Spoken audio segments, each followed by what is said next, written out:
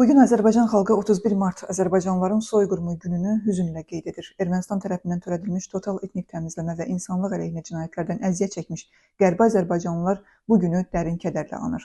1918-ci il martın 31-də Bakıda Azərbaycanlılara qarşı törədilmiş kütləvi qətliam ondan əvvəlki və sonraki dövrlərdə tarixi Azərbaycan torpaqlarında xalqımıza qarşı həyata keçirilmiş geniş miqyaslı soyqırımı təcəssüm edən dəhşətli bir hadisədir. Ümummilli lider Heydər Əliyevin Azərbaycanlıların soyqırımı haqqında 1998-ci il martın 26-sında imzaladığı fərmanında da bildirildiyi kimi, Azərbaycanlılara qarşı soyqırımı əsrlər ərzində aparılıb və əsas məqsədi Azərbaycanlıları bir etnik qrup kimi məhv edərək tarixi Azərbaycan ərazilərini ələ keçirmək olub.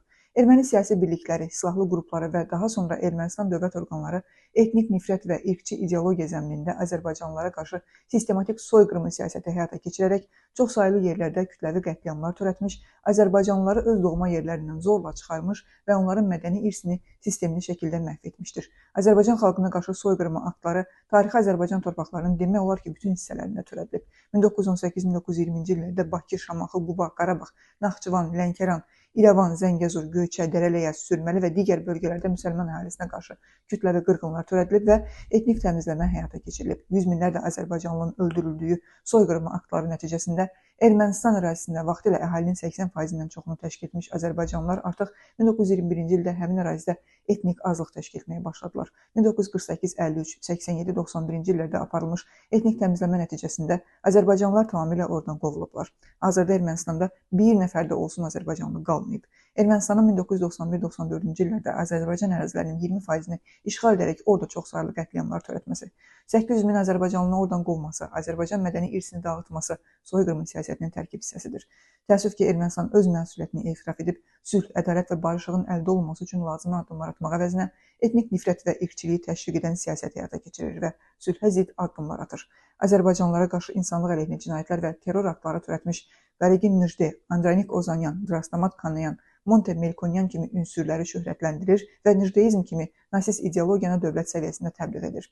Xüsusilə təəssüf doğuran hal odur ki, Ermənistan hökuməti müharibə cinayətləri və insanlıq əleyhinə cinayətlərə görə hazırda Azərbaycanda davam edən məhkəmə prosesinə yardım etmək əvəzinə ona hər vəclə mane olmağa çalışır və cəzasızlıq mühitini təşviq edir.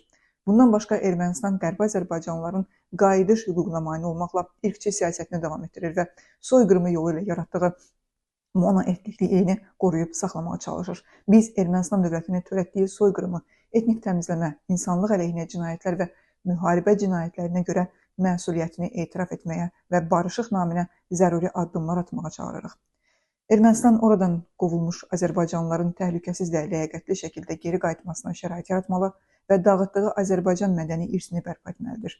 Həmçinin Ermənistan Azərbaycanlılara qarşı nifrət və ayrı seçkiliyi aşılayan siyasət və praktikasını dayandırmalı, insanlıq əleyhinə cinayət törətmiş şəxsləri ədalət məhkəməsinə təslim etməli, onları şöhrətləndirməyə dərhal son verməli, Azərbaycanlılara qarşı cinayətlərdə iştirak etmiş hərbi və siyasi xadimlərə, terrorçulara qoyulmuş abidələri sökməli və aparılmış yer adları dəyişikliklərini ləğv etməlidir.